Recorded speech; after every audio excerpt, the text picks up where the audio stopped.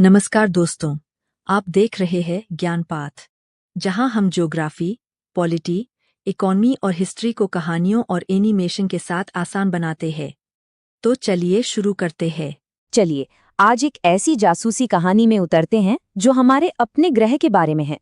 सोचिए जरा, हम ये कैसे जानते हैं कि हमारे पैरों के हजारों किलोमीटर नीचे क्या है, जबकि हम तो सतह को ठीक से खरोंच भी नहीं पाए हैं। आइए इस रहस्य की परतों को एक एक करके खोलते हैं। तो सबसे बड़ा सवाल यही है कि हमारी पैरों के नीचे आखिर है क्या? क्या हमारी पृथ्वी अंदर से ठोस है या फिर किसी बड़े से खोखले गोले जैसी? ये एक ऐसा सवाल है जिसने सदियों तक वैज्ञानिकों को उलझाए रखा है। आज हम सबूतों के टुकड़ों को जोड़कर इस पहेली को सुलझाने की कोशिश करेंगे। ये नंबर देखिए, 6378 किलोमीटर। ये है हमारी पृथ्वी का रेडियस, यानी सतह से लेकर ग्रह के एकदम धधकते हुए सेंटर तक की दूरी। इस नंबर को जरा ध्यान में रखिए, क्योंकि इससे ही पता चलता है कि हमारी चुनौती कितनी बड़ी है। अब उस बड़े से नंबर के सामने जरा इस नंबर को देखिए, सिर्फ 12 किलोमीटर। ये वो सबसे गहरा गड्ढा है जो इंसान आज तक खोद पाया है।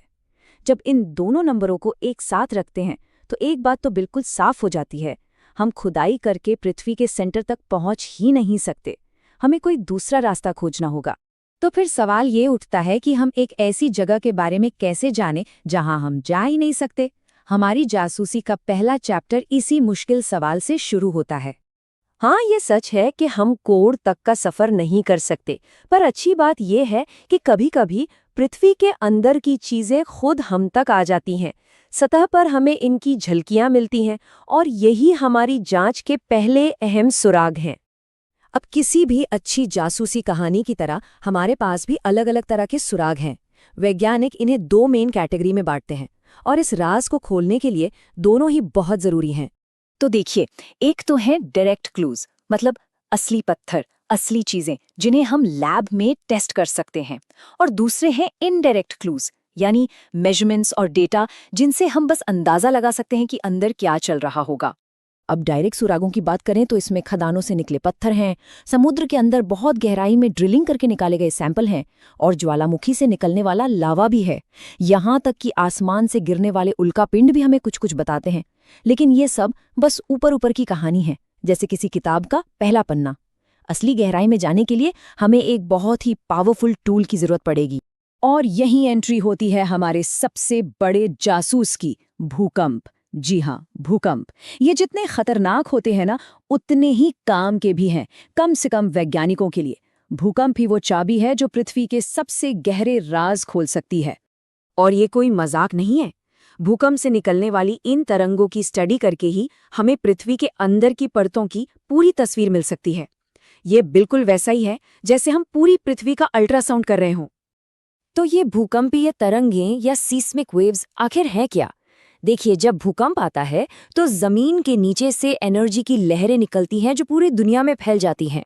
जब ये लहरें अलग अलग तरह के मटेरियल से गुजरती हैं तो उनकी स्पीड और डायरेक्शन बदल जाती है। इन्हीं बदलावों को स्टडी करके वैज्ञानिक अंदर का एक पूरा नक्शा तैयार कर लेते हैं। अब इस जासूसी में हमारे पास दो मेन गवाह हैं, पी वेव्स और एस वेव्स। पी वेव्स तेज होती हैं और वो सॉलिड, लिक्विड, गैस सबसे गुजर सकती हैं। लेकिन जो एस वेव्स हैं, यहीं पर कहानी में आता है असली ट्विस्ट। एस वेव्स लिक्विड, यानी तरल चीजों से पार नहीं हो सकती, और बस यही वो एक सुराग है जो पूरी गुत्थी सुलझा देगा। तो चलिए अब देखते हैं कि इन तरंगों के बर्ताव ने कैसे वैज्ञानिकों को पृथ्वी की छिपी हुई बनावट को समझने में मदद की और इस बड़े राज से पर्दा उठाया। इस पहेली का जो आखिरी और सबसे जरूरी टुकड़ा है वो है शैडो जोन। जब कोई भूकंप आता है तो दुनिया भर में मशीनें उसकी तरंगों को रिकॉर्ड करती हैं, लेकिन कुछ ऐसे इलाके भी हैं जहां ये तरंगे पहुंचती ही नहीं हैं। यही वो भूकंप की परछाई है, और इसी परछाई में हमारा जवाब छिपा है। तो जब वैज्ञानिकों ने इन शैडो जोन्स का मैप बनाया तो एक बहुत ही हैरान करने वाली बात सामने आई। पता ये चला कि जहां पी वेव्स का शैडो जोन छोटा था, वहीं एस वेव्स का शैडो जोन बहुत ही बड़ा था, जो ग्रह के लगभग 40% हिस्से को कवर कर रहा था।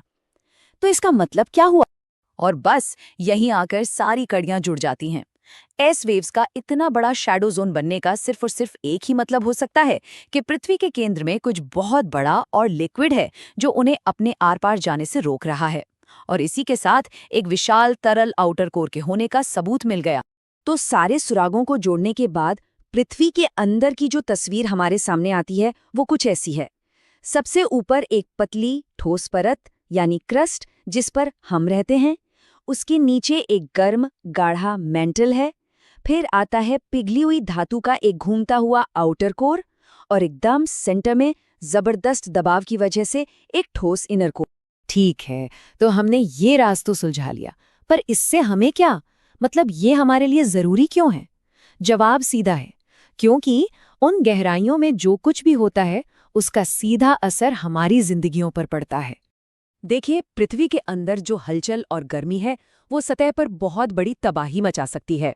भूकंप जमीन को हिला देते हैं, जिनसे भूस्खलन हो सकता है, बड़ी बड़ी इमारतें गिर सकती हैं, और अगर ये भूकंप समंदर के नीचे आए तो भयानक सुनामी पैदा कर सकते हैं। और ये सब सिर्फ थ्योरी नहीं है, ये असल दुनिया की तबाहियां हैं। टूटते हुए पुल, ढहती इमारतें और पूरे पूरे शहरों को निगल जाने वाली सुनामी, ये सब कुछ उसी एनर्जी का नतीजा है जो हमारे पैरों के हजारों किलोमीटर नीचे लगातार बन रही है। लेकिन कहानी का एक दूसरा पहलू भी है। पृथ्वी के अंदर का यही इंजन जो तबाही लाता है वही नई चीजें बनाता भी है। ज्वालामुखी को ही ले लीजिए। ये मैंटल से पिघले हुए पत्थर यानी मैग्मा को सतह पर लाते हैं और उससे नई जमीन बनती है। हवाई जैसे पूरे के पूरे द्वीप इसी तरह बने हैं और माउंट फूजी जैसे शानदार पहाड़ भी इसी की देन है। तो कुल मिलाके पृथ्वी का अंदरूनी हिस्सा एक जिंदा धड़कती हुई जगह है जो सतह पर जीवन को लगातार बदलती रहती है। हमने सीज़मिक वेव्स की मदद से इसका एक बड़ा राज तो जान लिया, पर यह हमें सोचने पर मजबूर करता है कि हमारे पैरों के ठीक नीचे और न जाने कितने राज दफन हैं जिनके खुलने का हम बस इंतजार कर रहे हैं। इस पड़ताल में साथ देने के लिए शुक्रिया।